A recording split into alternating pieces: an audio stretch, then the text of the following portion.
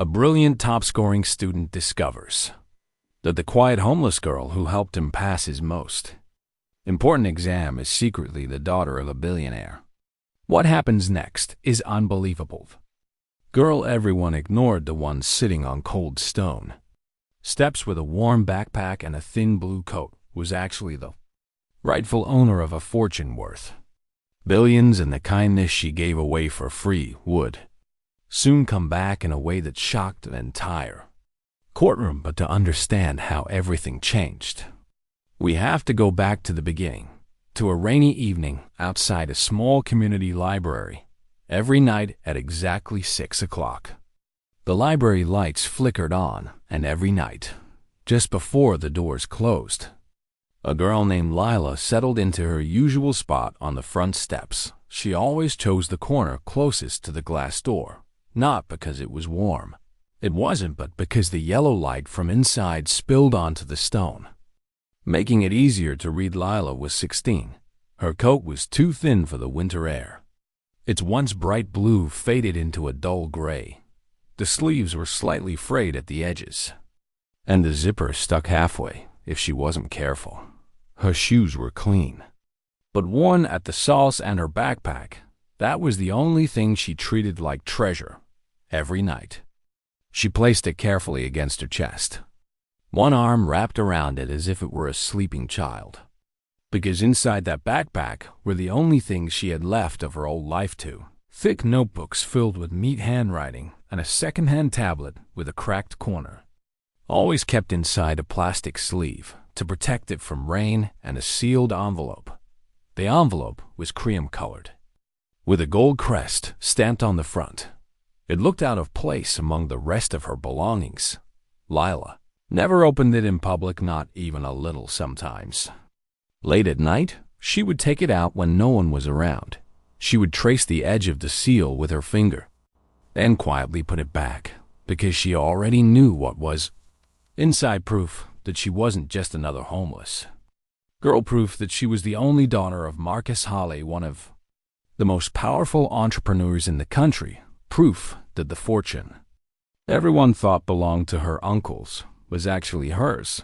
But no one would believe that if they saw her now. To most people, Lila was just another face they passed without noticing every morning.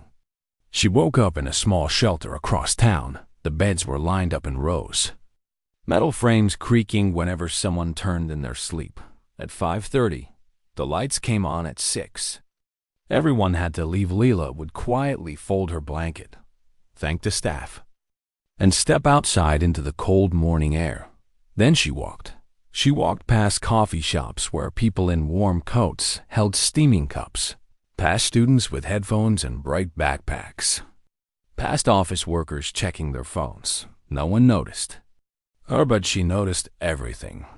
The way the baker placed fresh bread in the window every morning, the bus driver who always waved at the same old man at the corner, the little girl who skipped instead of walking, dragging her mother behind her. Lila observed the world like it was a book she was trying to memorize, because once she had lived in a world completely different from this one. She used to wake up in a room with soft gray walls and a window that overlooked the garden. Her mother would sit at the edge of her bed and brush her hair.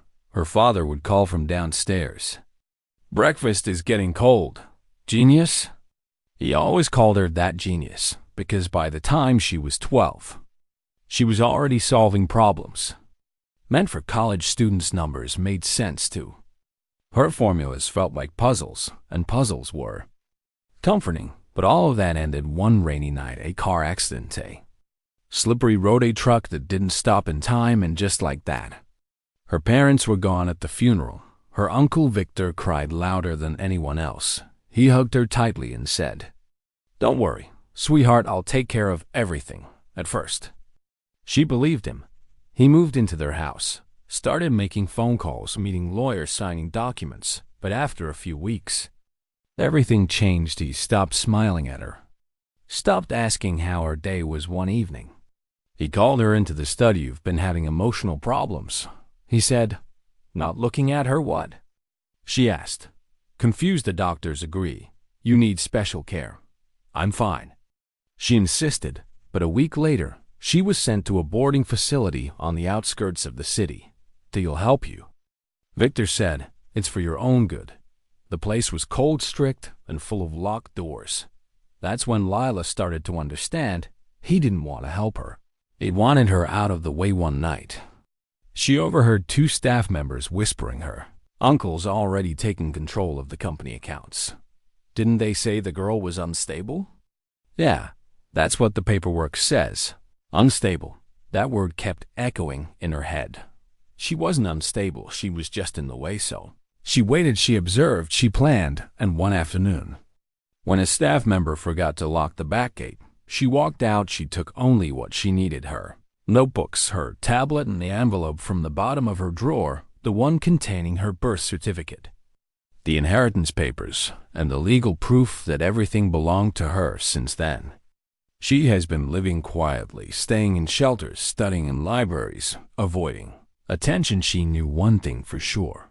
When she turned 18, she could claim her inheritance. Until then, she just had to survive. And so, every evening, she sat outside the community library reading, studying, waiting. One rainy afternoon, the sky turned a dull shade of gray. Water ran down the library windows in thin streams. Lila sat inside at one of the corner tables, her notebook open. That's when she noticed him, Ethan. He used to sit 2 rows ahead of her in math class, confidence, well-dressed, the kind of student teachers always called on. But now, he looked completely different. His hair was messy, dark circles hung under his eyes, and the table in front of him was covered with thick textbooks, crumpled papers, and a calculator. He rubbed his temples and muttered, just loud enough for her to hear, I'm going to fail this exam. Lila hesitated. She looked down at her notebook. Then, back at him, he flipped through another page, groaned softly, and scribbled something that didn't look right. She could tell from across the table. The formula was wrong, not completely wrong, just unnecessarily complicated. She closed her notebook. Slowly, her fingers tightened around the edge of the table. She could ignore it. It wasn't her problem. She had her own life to worry about. But something about the frustration in his eyes reminded her of herself. The night she realized her uncle had taken everything, she stood up, walked over quietly, and said, in a soft voice, you're solving the formulas the hard way. Ethan looked up, confused. How would you know? Instead of answering, she pulled out the chair across from him and sat down. That moment, simple, quiet, almost invisible, would change both of their lives forever. Before we continue with this incredible journey, I spent countless hours researching and crafting this story to bring you something truly meaningful. If stories like this touch your heart, and you want to see more acts of kindness that restore faith in humanity, please subscribe and hit the notification bell.